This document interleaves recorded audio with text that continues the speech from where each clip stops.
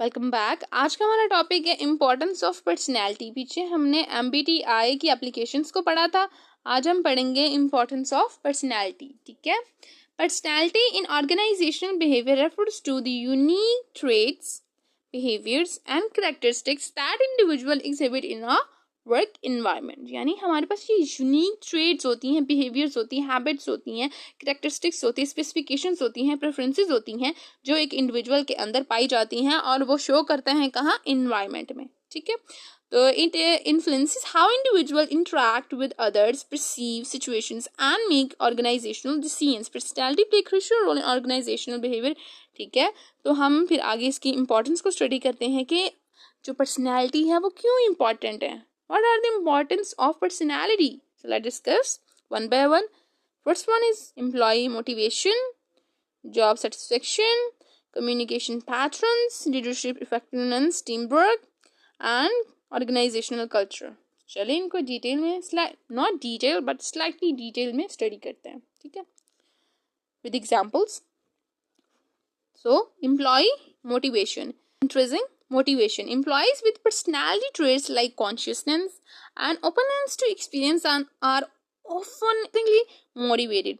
They find satisfaction in work itself, leading to higher productivity and engagement. यानी ये जो हमारे पास personality types हैं कौन सी, जिनमें traits पाए जाते हैं, consciousness and openness to experience, ये बहुत ज़्यादा मोटिवेटेड होते हैं। ठीक है, इनको कहने की भी ज़रूरत नहीं पड़ती, ये टास्क होते हैं उन्हें खुद फुलफिल करते हैं, बल्कि एक्स्ट्रावर्जियन होते हैं। ठीक है, ये एक्स्ट्रावर्जियन पर्सन होते हैं, ये बहुत इफेक्टिवली काम करते हैं, ये खुद ही अपने लिए मोटिवेशन फाइंड आउट कर लेते हैं। ठीक है, और अपने गोल्स को, अपने हायर गोल्स को खुद ही सेट करते हैं और फिर उनको अचीव करते हैं, यानी बहुत ज़्यादा मोटिवेटेड होते हैं। उसके बाद अगर देखें हम extrinsic motivation, personality can also determine how employees respond to external rewards. ठीक है, for example individual with high levels of extroversion might be more motivated by social recognition and incentives. यहाँ पे मिस हो गया है, यहाँ पे लिखा हुआ है social recognition and incentives। ठीक है, जो हमारा बंदा है एक्सट्रिंसिक मोटिवेशन वाला, वो जो एक्सटर्नल रिवॉर्ड से ज़्यादा हैप्पी होता है। ठीक है, इंसेंटिव्स उसको मिलते हैं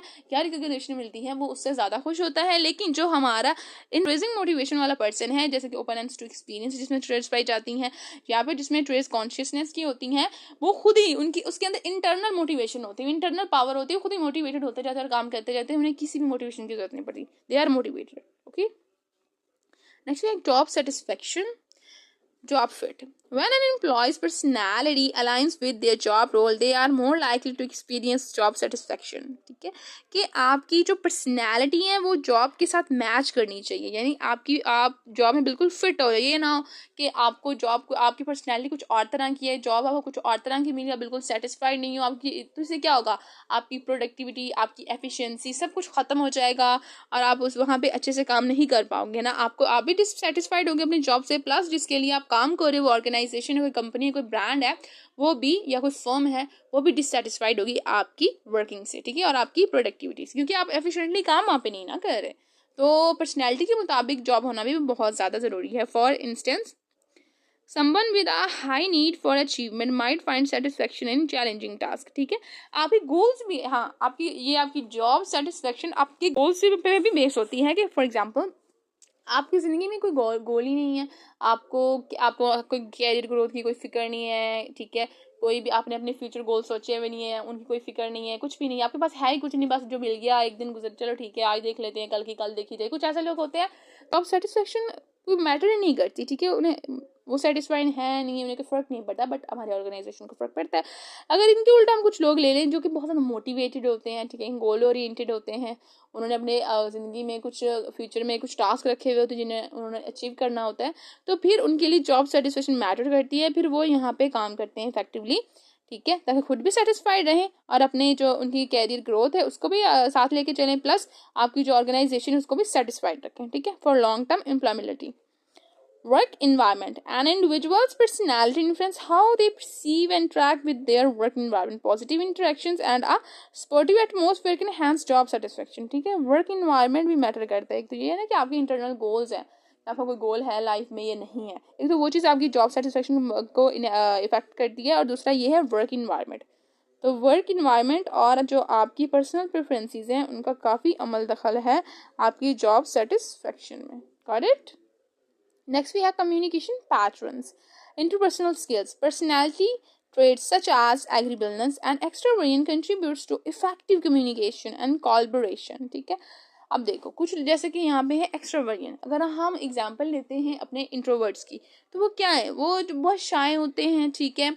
और वो आउटगोइंग नहीं होते, टॉकेटिव नहीं होते, तो फिर वो अच्छे से कम्युनिकेट भी नहीं ना कर सकते, कोई भी कोलैबोरेशन में पार्टिसिपेट नहीं कर सकते कोलैबोरेशन कर सकते हैं ना हम वो, और ना ही उनकी कम्युनिकेशन अच्छी हो सकती है. ठीक है. और उसके बाद जो जिनके अंदर लो लेवल ऑफ एग्रीबिलनेस होता है वो भी बिल्कुल इंट्रोवर्ट्स की तरह ही होते हैं. लेकिन यहाँ पे हमारे पास क्या है, एग्रीबिलनेस एंड एक्सट्रोवर्जन. एक्सट्रोवर्जन वो कौन से लोग होते हैं जिनके अंदर ट्रेड्स होती हैं कम्युनिकेशन की तरह, कोलैबोरेशन के employees who are empathetic and outgoing to communicate more effectively. ठीक है. जैसे कि हमारे एग्रीबिलनेस और एक्सट्रोवर्जन आउटगोइंग होते हैं. ठीक है. टॉकटिव होते हैं, तो इनकी जो कम्युनिकेशन है वो बेहतर होगी, इनकी कम्युनिकेशन स्किल्स जाहिर सी बात इफेक्टिव होंगे. कॉन्फ्लिक्ट रेजोल्यूशन में भी ये हेल्प आउट बहुत ज़्यादा करते हैं. Understanding different personality types can help in managing conflict. For example, assertive individuals may address conflicts head on, while more introverted individual might prefer indirect communication. ठीक है. तो यहाँ पे एक बहुत बड़ा डिफरेंस आ जाता है भी किसी भी कोई भी कॉन्फ्लिक्ट उसको रिजॉल्व करना है, तो जो हमारे होते हैं एक्सट्रोवर्ट वो तो टॉकेटिव होते हैं. ठीक है. कॉन्फिडेंट होते हैं, मोटिवेटेड होते हैं, तो वो क्या करेंगे, वो डायरेक्टली बात करेंगे और कॉन्फ्लिक्ट रिजॉल्व करने की कोशिश करेंगे. ठीक है. और वो हो भी जाएगा क्योंकि उनकी कम्युनिकेशन स्किल्स बहुत अच्छे होते हैं, और बिकॉज वो एक्सट्रोवर्ट है तो वो काफ़ी ज़्यादा इनहेंस भी होते हैं. ठीक है. लेकिन इसके उल्ट अगर हम ले लेते हैं अपने इंट्रोवर्ट को, तो क्या करते हैं, वो डायरेक्ट बात ही नहीं करते हैं, वो प्रेफर करते हैं कि इनडायरेक्टली बात करके किसी न किसी तरह से मसले को हल किया जाए. अगर इनडायरेक्टली वो हल हो जाता है तो ठीक है, वरना वो वहीं छोड़ देते हैं. तो ये एक नुकसान हो जाता है इंट्रोवर्ट होने का. ठीक है. मैं ये नहीं कह रही इंट्रोवर्ट होना बुरी बात है, मैं ये कह रही हूँ एक नुकसान हो जाता है. ठीक है. मैं खुद इंट्रोवर्ट हूँ, तो इसमें कौन सी बात है, तो परेशान नहीं होना आप लोगों ने. Leadership effectiveness. ठीक है. ये हमारा 4th पॉइंट है. Leadership style. Different personality trades influence leadership style. Charismatic leaders with high extroversion can inspire and motivate their team. यानी अगर आप बात करते हो कॉमन ट्रेड की, क्योंकि पर्सनैलिटी पे कौन सा ट्रेड होना चाहिए जो लीडरशिप स्टाइल के लिए बहुत अच्छा है, तो वो कौन सा है, एक्सट्रोवर्जन. क्योंकि जो आपके लीडर्स होते हैं उनको बहुत ज़्यादा बात करनी पड़ती है, बहुत ज़्यादा कम्युनिकेशन करनी पड़ती है, तो इसके आउटगोइंग होना पड़ता है, टॉकेटिव होना पड़ता है. उसके लिए उनके लिए जो ट्रेड बेहतर है वो कौन सा है, एक्सट्रोवर्जन. सही है. वाइल कॉन्शियस लीडर्स में focus on organisation and discipline. ठीक है. और जो हमारे कॉन्शियस होते हैं, लीडर्स होते हैं, वो किस पे फोकस करते हैं, हमारी ऑर्गेनाइजेशन पे और डिसिप्लिन को फॉलो करने की कोशिश करते हैं. ये भी बहुत ही अच्छी बात है. उसके बाद decision making. Leaders with trades like emotional stability and openness to experience are often better equipped to handle stress and make well informed decisions. तो ठीक है, इन दोनों में जिनमें दोनों ट्रेड जैसे कॉन्शियसनेस एंड हमारे पास एक्स्ट्रोवर्जन, दोनों ट्रेड अगर एक बंदे के अंदर हैं, दैट्स परफेक्ट. वो बंदा डिसीजन मेकिंग में बहुत अच्छा होगा, यानी वो एक डिसीजन मेकर लीडर बहुत अच्छा साबित होगा. ठीक है.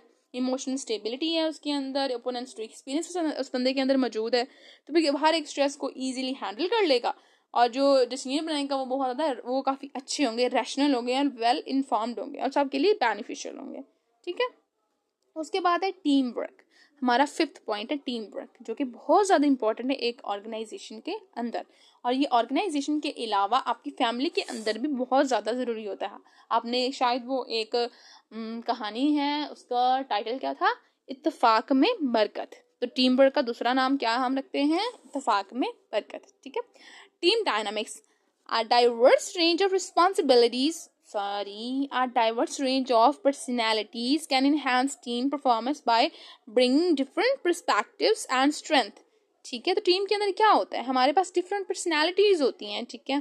तो अपनी जो टीम वर्क है उसकी परफॉर्मेंस को इन्हांस किया जाता है, और किसके through, different strength and different perspective. क्योंकि जितनी हमारे पास पर्सनैलिटीज हैं, जितने हमारे पास मेंबर्स हैं, उनकी डिफरेंट थॉट्स हैं, डिफरेंट स्ट्रेंथ्स हैं, डिफरेंट उनकी पर्सपेक्टिव्स हैं. ठीक है. और डिफरेंट उनकी पर्सनैलिटीज हैं. तो फिर क्या होगा, हमारी टीम डायनामिक्स में वो हेल्पफुल साबित होंगे. Got it? However, understanding and managing personality differences is crucial for effective teamwork. That's true. उसके बाद collaboration. Team members with high agreeableness and openness are more likely to collaborate effectively and communicate to a positive team atmosphere. Again वही बात आ गई, जो हमारे एग्रीबिलेंस and ओपोनेंस to external वाली trades हैं वो जिस पर्सनैलिटी में पाई जाएंगी या जिस पर्सन में, वो बहुत ज़्यादा कोलैबोरेटिव होगा, ठीक है। तो वहाँ पे जो हमारी एक एटमॉस्फेयर सेट होगी टीम वर्क की वो पॉजिटिव होगी। Got it. तो आई गेस ये हमारा लास्ट पॉइंट है इंपॉर्टेंस ऑफ पर्सनैलिटी का, तो इसको डिस्कस कर लेते हैं। Culture fit, culture matters a lot just like job fit. Got it. Employees whose personalities align with the organizational culture are more likely to feel a sense of belonging and committed, ठीक है। अगर आपकी personality उस culture के मुताबिक fit नहीं है, उसके साथ चलो फिट नहीं थी अलग बात है, लेकिन अगर आप उस कल्चर में चले गए हो अब भी फिट नहीं हो रही, it means that there are some problems. लेकिन अगर फिट हो जाती है दैट्स परफेक्ट, आप परफेक्टली और एफिशिएंटली प्रोडक्टिवली वहाँ काम करते हो, आप खुद सेटिस्फाइड रहते हो, ठीक है। आपका ऑर्गेनाइजेशनल कल्चर आपसे सेटिस्फाइड रहता है, आप कल्चर से सेटिस्फाइड रहते हो, आपकी जॉब सेटिस्फेक्शन, आप मोटिवेटेड रहते हो, तो इसके बहुत ज़्यादा बेनिफिट्स हो जाते हैं, ठीक है। This can lead to lower turnover, see जो अभी मैंने आपको बताया, rates and higher employee retention. तो इससे क्या होता है कि अगर आप ऑर्गेनाइजेशन कल्चर के बिल्कुल परफेक्ट फिट बैठे हो, आप अगर ऑर्गेनाइजेशन कल्चर आपकी पर्सनैलिटी के मुताबिक है, तो फिर क्या होगा, इससे आप जॉब छोड़ के तो नहीं जाओगे, तो टर्नओवर रेट कम हो जाएगा, फिर क्या होगा, हायर एम्प्लॉय रिटेंशन। तो एम्प्लॉयज़ वहाँ पे ज़्यादा रहेंगे जिनकी पर्सनैलिटी उस कल्चर के मुताबिक फिट बैठेगी, ठीक है, उस कल्चर के मुताबिक होगी या उस कल्चर में फिट बैठेगी, सही है। उसके बाद values and ethics, personalities that value integrity, ethical behavior can contribute to a positive organizational culture and enhance the company's reputation, ठीक है। वो लोग, वो पर्सनैलिटीज जिनके अंदर एथिकल बिहेवियर होगा, ठीक है, इंटीग्रिटी होगी, वो क्या करेंगे, वो ऑर्गेनाइजेशन कल्चर में पॉजिटिवली काम करेंगे, यानी पॉजिटिवली कंट्रीब्यूट करेंगे, सही है। तो इससे क्या होगा, जो हमारी कंपनी है, हमारी ऑर्गेनाइजेशन है, हमारी फर्म है, उसकी रेपुटेशन इन्हांस होगी, विच इज़ वेरी बेनिफिशियल, ठीक है। आज का हमारा लेक्चर कंप्लीट हो गया है, सही है। तो मैं शॉर्ट लेक्चर्स अपलोड कर रही हूँ, लेकिन साथ ही मैं इनको नंबर भी दे रही हूँ, कौन सा फर्स्ट लेक्चर है, सेकंड लेक्चर और थर्ड, उनके पार्ट्स बनाए, पार्ट 1, पार्ट 1, पार्ट 2, पार्ट 3, सो ताकि इजीली आपको मिल जाए, ठीक है। और साथ में उनका टाइटल भी लिख रही हूँ ताकि टाइटल के मुताबिक वो आराम से मिल जाए, सही है। तो नेक्स्ट हम क्या डिस्कस करेंगे, एक देख लेते हैं, थ्योरीज ऑफ पर्सनैलिटी। उसके अंदर हमारे पास 3 थ्योरीज, सी, तो आगे हम इनको डिस्कस करने वाले हैं। तो आज का लेक्चर हमारा इंपॉर्टेंस ऑफ पर्सनैलिटी तक एंड हो गया। इसमें कोई भी क्वेश्चन हो, कोई भी कन्फ्यूजन हो, आप आराम से मुझे मैसेज कर सकते हैं इंस्टा पे या फिर comment. Okay, see you then, हाफिज़।